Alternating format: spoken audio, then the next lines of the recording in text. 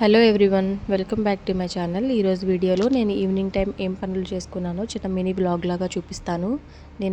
నేనైతే ఇక్కడ ఫస్ట్ ఇలా మెత్తల్ని ఫ్రై చేసుకున్నాను. వాటి కోసం కడిగి శుభ్రం చేసుకున్న మెత్తల్లో ఇలా సరిపడా ఉప్పు, కారం, పసుపు, ధనియాల పొడి, జీలకర్ర పొడి వేసి మంచిగా కలుపుకొని పక్కన పెట్టుకోవాలి. దీనికి కాంబినేషన్గా నేనైతే రసం చేశాను.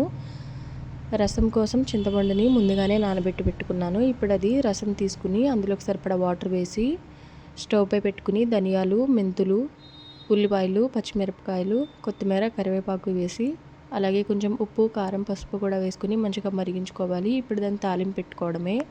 ఫిష్ ఫ్రై కోసం ఇలా వెడల్పాటి గిన్నె తీసుకుని అందులోకి ఆయిల్ వేసి ఆయిల్ హీట్ అయిన తర్వాత ఇలా చిన్న చేపలు కాబట్టి ఒక్కొక్కటిగా వేసుకోవాలి. కొంచెం ఓపికగా వేస్తే మంచిగా ఫ్రై అవుతాయండి. అన్నీ ఒకసారిగా వేసేస్తే మంచిగా ఫ్రై అవ్వవు, విడిపోతాయి చేపలన్నీ.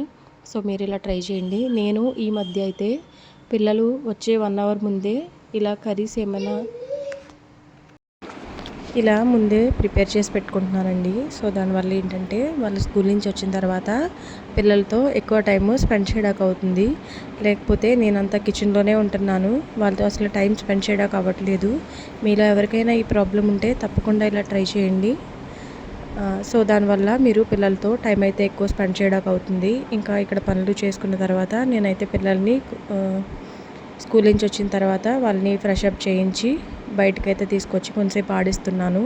ఇలా మా గార్డెన్లో బెండకాయ, వంకాయ మొక్కలు ఉన్నాయి. అలాగే గ్రేప్స్ కూడా ఉన్నాయి. కొంచెం బెండకాయలు, వంకాయలు అండ్ కొంచెం పచ్చిమిరపకాయలు ఉంటే వాటిని కట్ చేసుకున్నాము. నెక్స్ట్ డే ఏదైనా సాంబార్ కానీ పప్పుచారు కానీ పెట్టుకుందాం అనేసి అవన్నీ కట్ చేసుకుని తెచ్చుకుని ఇంక ఇలా ఇంట్లోకి వచ్చిన తర్వాత గిన్నెలన్నీ కడిగేసి కిచెన్ క్లీన్ చేసుకుని నైట్ డిన్నర్ అయితే చేస్తాము. ఇదండి మా వ్లాగ్.